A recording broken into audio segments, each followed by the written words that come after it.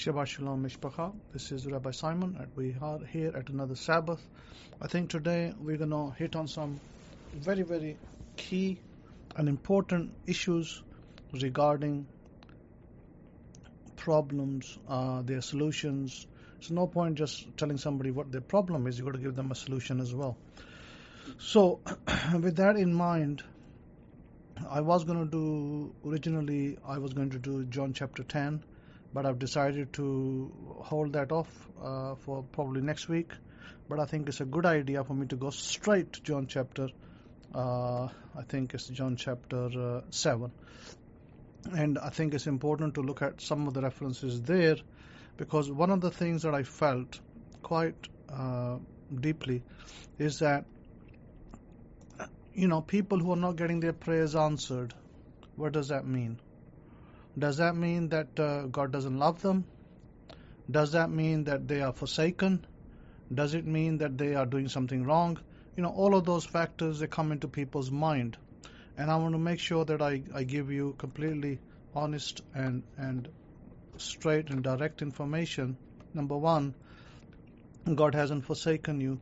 Number two, God still loves you. Number three, you may be doing something wrong, meaning that not wrong in the sense of you committed some evil or sins, but wrong in the sense of that you are not asking the correct way. That, I feel, is the issue at hand today. So, I've instructed you in the past, and I've found that with some of you, they have reached some level of success. With others, they haven't. They're completely blocked up.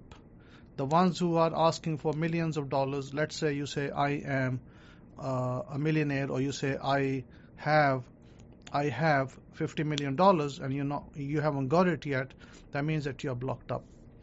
Now, this session is all about opening you up. And normally what happens, I've instructed my students how they should pray, but I think this session is in order. This is in order because it's not just about asking for 50 million. It's about your health. It's about your relationship. It's everything that you value in this life and why you are here. And I think it's important that I touch on that. Now, just want to clarify that if you have said in your affirmation, I have, let's say, $1 million, it doesn't mean that it will never come. It will come, but it's delayed. Why is it delayed? Because you have a block. Today, we're going to remove that block. I'm going to teach you the correct way. The other thing is, in last week's lecture, we looked at John chapter, I believe it was chapter 9, and we discussed the blind man from the blind man from birth, how he was blinded at birth for whatever reason. Well, of course, to show the glory of God. And when he grew up, everybody said to him that you are a sinner. You either have done something or your parents have done something wrong. They've committed some sins, especially his parents. They kind of people in that culture at that time. And it happens today as well, by the way. It happens today in the Eastern culture the same. They will say that your parents have committed some sin. It's because of them that you have this affliction. So this man comes to Yeshua Jesus, and Jesus doesn't turn around and say, okay, let me see. Did your father and mother commit a sin that you were born like this? No. He simply, says, he picks up some clay, he puts his spit on it, and he heals him on the Sabbath. And then when he goes and sees everybody else, the other people who question him, they want to accuse Jesus of breaking the Sabbath because they have their petty little laws around the Sabbath that are not really Torah-based. They were just rabbinic-based, had no really value in real society whatsoever.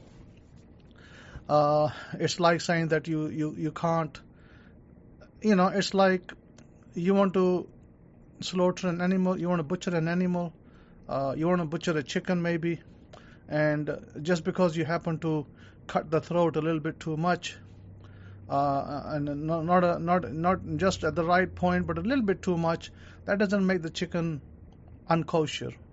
It's still meat.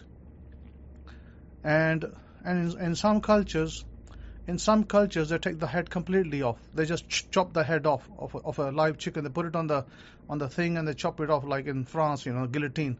They give it the guillotine. Even the guillotine doesn't mean that the chicken became unkosher. Why? Because God did not ask us how to cut it. God told us that you got to make sure that the blood, of the bird, of the animal goes to the ground.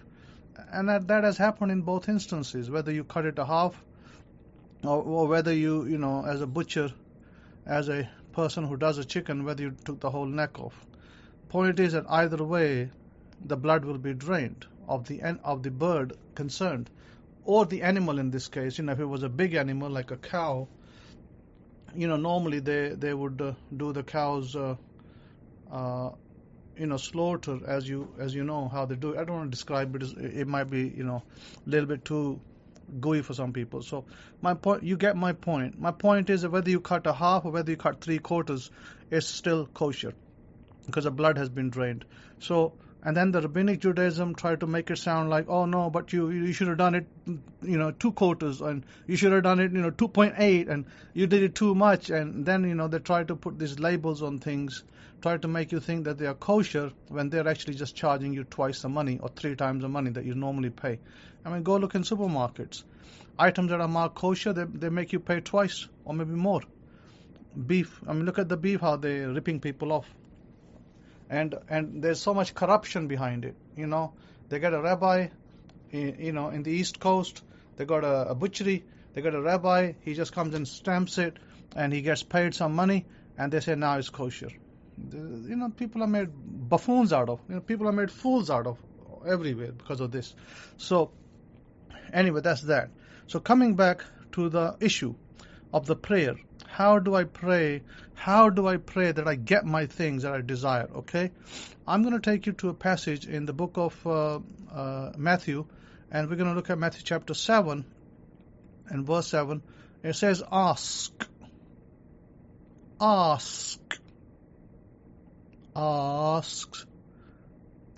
and it shall be given you. So what does Jesus teach over here?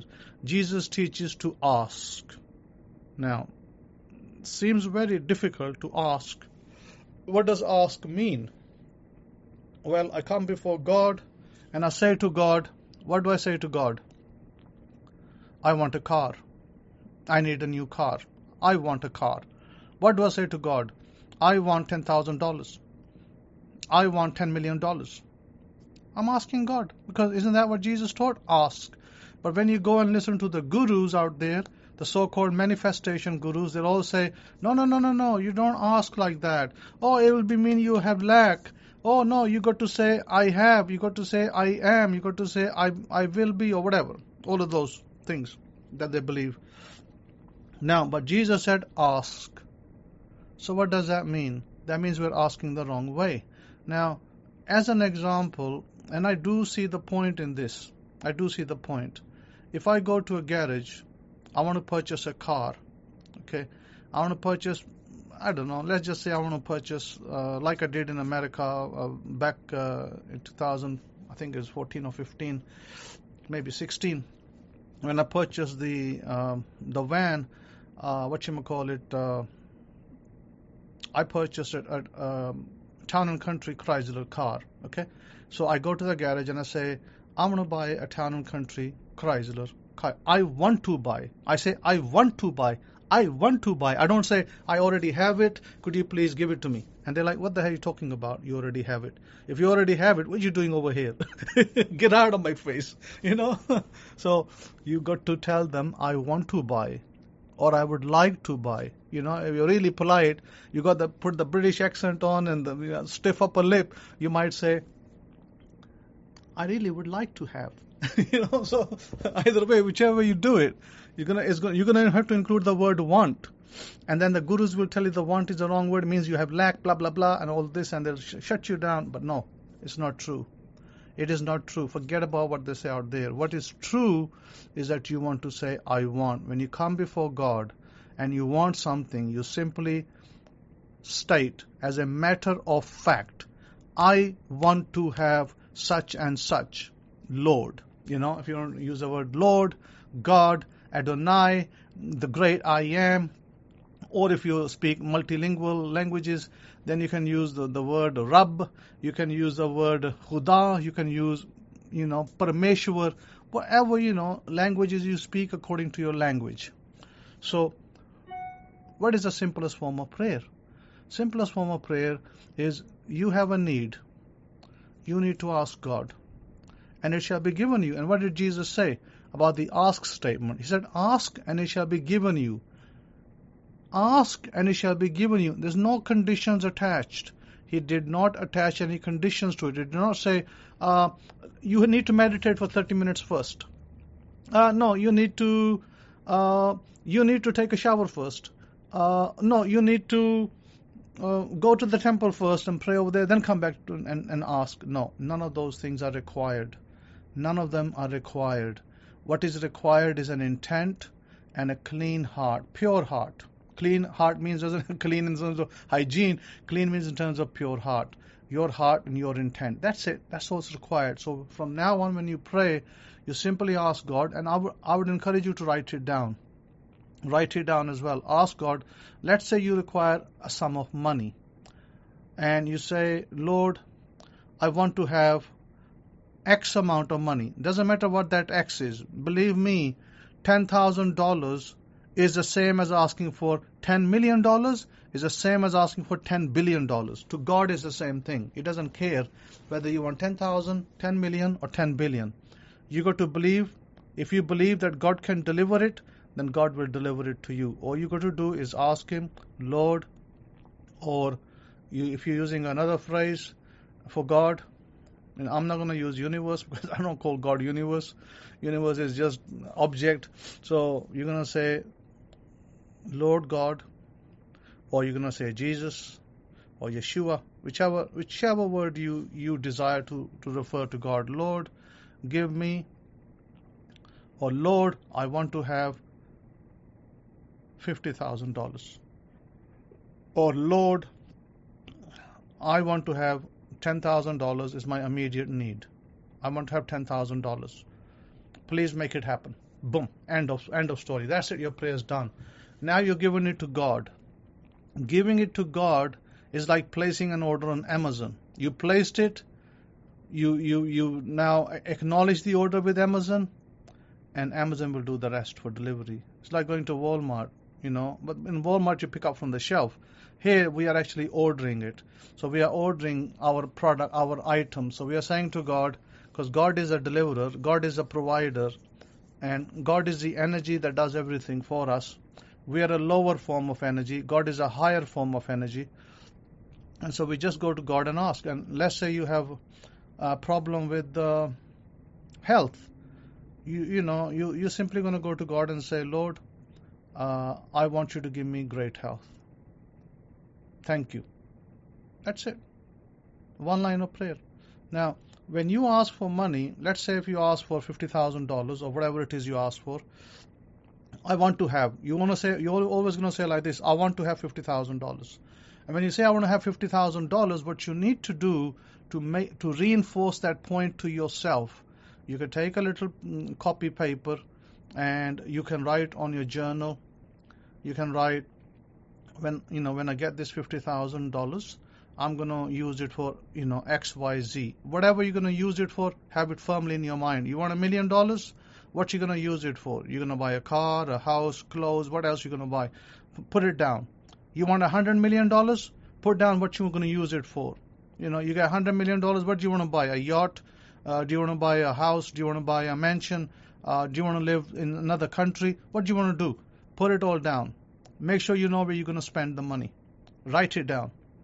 When you do that, when you write it down and you make it firm, now you're firm in your mind. God knows that you want this money, and God knows He will deliver it as well. And He will deliver it, by the way. That is the method of prayer. There is no other fancy method of prayer that you have to chant for, you have to chant a psalm for 10 times or 15 times before God will hear it. No, none of that's required. If you sing a psalm, it's only as a gratitude to God. Always think of it this way. If you sing a psalm, it's a gratitude to God. It's for gratitude. And I will tell you one other secret. One other secret is this: if you want to be, if you want to have wealth in your life, if you want to have money circulating in your life freely, you want to read a chapter of the Bible every day. Make a habit of reading one chapter of the Bible every day. Let's say if you start the Bible from Genesis, then read a chapter of starting from the book of Genesis every day until you finish the Bible. Then you start all over again. Okay? And if you're going to start at the book of Matthew, then sure, then start with Matthew and read a chapter from Matthew for once, then the next one, the next, until you finish it. Then you go back to, the beginning of the Bible to the end. Read a chapter of the Bible every day. After you wake up, and you've done your little rituals, then you should sit down and read a chapter of the Bible before you continue with your regular work. I would encourage you to do that. You will never lack food if you do that, by the way. You will never lack food. Write it from me. Write it from me if you read a chapter of the Bible every day. And I'm not saying to you that it has to be the chapter from Genesis. Even if you chose the book of Isaiah, for example, you say, I'm going to make a start from the book of Isaiah. You start reading a chapter of Isaiah every day, and you start reading to the end. Or you said to yourself, I love the prophet Ezekiel. I'm only going to read the book of Ezekiel every day. One chapter every day. One chapter. Okay? Fine. Do that. Or the Psalms. I love the Psalms. I'm going to read a chapter of the Psalms every day. I'm going to read, 1 or 2 Psalms every day. Till I read all of the 155 Psalms. Or 151. 151 Psalms. But there's actually 155. So, you do that. And then you come back to the beginning of the Psalms again, and that's perfectly fine. But you make a habit to do that every day. Okay? Make a habit to do it every day. Don't do it for 1 week and then decide not to do it after that. Please, please, please. Make a habit to read a chapter, whichever way you do it. There is no right or wrong method. Whichever way you do it. If you do the Psalms, read a chapter from the Psalms every day. If you do the book of Genesis, start from Genesis, 1 chapter every day. If you start from the book of Matthew, chapter 1 in book of Matthew to, wherever, every day to the end. But you must do it daily, consistently. Consistency pays. Your diligence will pay. Okay, so that is what I wanted to teach you today. But also, I want to teach you something else, which I think is very important, which works. A money prayer. How do we do the money prayer? The money prayer is done. If you're in America, then you take a $10 note. If you're in Canada, and there is a $10 note in Canadian currency as well, then you take the $10 currency in the Canadian currency. I don't know about India. I don't know if they have a $10 note, but they definitely have in Pakistan. You can use a $10 if you're from Pakistan. If you are from if you are from the UK, and they do have a £5 note. Do they have a £10 note? I can't quite remember now. They have a £10 note in the UK, but they have a £1 coin, 5 and a £2 coin. Then they have a £5. Then I do believe they have a £10 and a £20 note. And a £50 note. Yeah, I do believe they have it. So with the UK, you do it with a £10 note. By note one thing. In America, we have a $100 note. Maybe in Canada as well. I'm not sure. But you can only do this exercise primarily. I will encourage you primarily only with a $10 note. Okay, only with a $10 note. Don't use $20 note, and don't use $50 note. Because it won't work. $10 note will work. You take a $10 note of your currency, whatever currency you are, and if you don't have a 10 in your currency, then you can take the 100 of your currency, 100 note, if you don't have the 10. So you hold your 10 up, and you hold it with your index finger and thumb on the right side, bottom right side, and index finger and thumb on the bottom left side. You hold it, the picture of the front of the note facing you, and once it's facing you, you're going to decide beforehand what you want to ask. Okay? You're going to have Hamilton's picture facing you, and you're going to ask like this. And you're going to close your eyes, and you're going to do this for about a minute for one thing. So let's say I want to get a job. Let's say I want to get a job for a certain salary. Then I hold the note and I will say, get me a job of XYZ salary. Get me a job for $100,000. Get me a job for $100,000. Get me a job for $100,000. Give me $100,000 job. Give me $100,000 job. Or if you're ill, you want great health, make me completely healthy. Make me completely healthy. Make me completely healthy. Or if you want something to happen, like maybe you want to, I use the example of, what should I use the example of? A car. Let's use the example of a car. You want to change your car. You want a new car. You say, like, let's use the example of which car shall we use? Let's use Audi as an example. And we'll say like this. Get me the Audi. Get me the Audi car. Get me the Audi car. Get me the Audi car. Get me the Audi car. Get me the Audi car. Get me the Audi car. Or whatever other car you want. And you keep saying it for 1 minute in your eyes closed and inside your head. By the way, this is not spoken out loud. Make sure you understand it. This is not spoken out loud. If you've been living on rent all your life and you want to make your own house, you can hold the note and say, I want to own my own house. I want to own my own house. Get me my own house. Get me my own house. Get me my own house. Get me my own house. Like that. That's how you're supposed to say it. You say it for a minute, and you're supposed to do this twice a day. In the morning, after you get up and you're free, you've done everything, you've done your breakfast and everything. I would personally do it before breakfast. But let's say that you were busy because you have children in the home and you will feed them and everything. Sure, you free yourself, you do all of that. Then you sit down and do the exercise. At night, when you're about to go to bed, 5 minutes before you go to bed, you do the exercise again. Again, ask for what you need. And ask it's a command. It's not a please give me. Don't ever say please. And don't ever say I beg you please. No, that will not work. It's a command base. So I want something done. Get me the Audi car. Get me the Audi car. Get me the Audi car. Or I want to get something else done. You have bills to pay, and maybe you have rent to pay and you lack the money. Pay my rent, pay my rent, pay my rent, pay my rent, pay my rent, pay my rent. You want to buy your own home. Get me my own home. Get me my own home. Get me my own home. Or you can say, make this my own home. Make this my own home. Make this my own home, etc. You get my gist. If you're not sure, write to me, ask me, and I can guide you further. But that is how it's done. Now, one thing I want to caution you on. Be ritually pure when you do this. That's the only requirement. Be ritually pure. It means, I'm not asking you to take a shower before you do it. You understand my point. If you are married, you understand my point.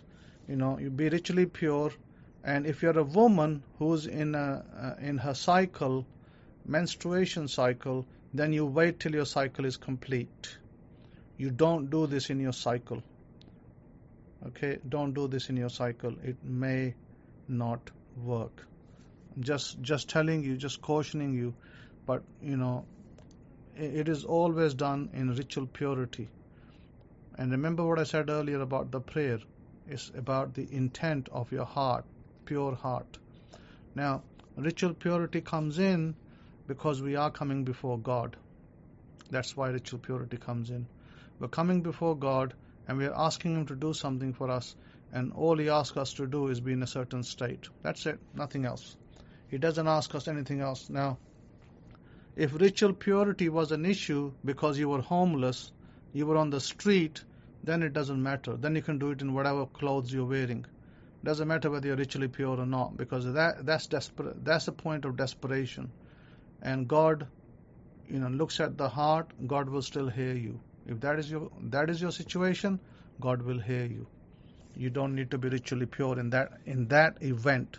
If you're that fallen down, God doesn't need you to be ritually pure. But if you are in a state of semblance, you're in your own home, then all I ask is that you simply be ritually pure. You know what that means, and just get on with it. And you do that every day, till you see the result, and the result will come. Yeah, result will come. And as for your manifestation, that what I asked you, when you say I want, and sure, say I want $1 million, I want 10,000, I want a car, I want a house, whatever you want, ask, and it shall be given to you. Ask, and it shall be given to you. There's no question mark on. There's no conditions. Absolutely no conditions on that. So I'm going to leave you with that. This is a short message so that you can get on with your life, better your life, and then leave me with testimonies. When you start doing these exercises, the 2 exercises I mentioned to you today, when you start doing them and you start seeing results in your life, send me an email. Write to me, shimon63@yahoo.com, shimoun63@yahoo.com. May the Lord God of Abraham, Isaac, and Jacob be with you. May the Master Yeshua bless you, keep you, and safeguard you. I leave you, and I say Shabbat Shalom. Have a wonderful, wonderful Sabbath.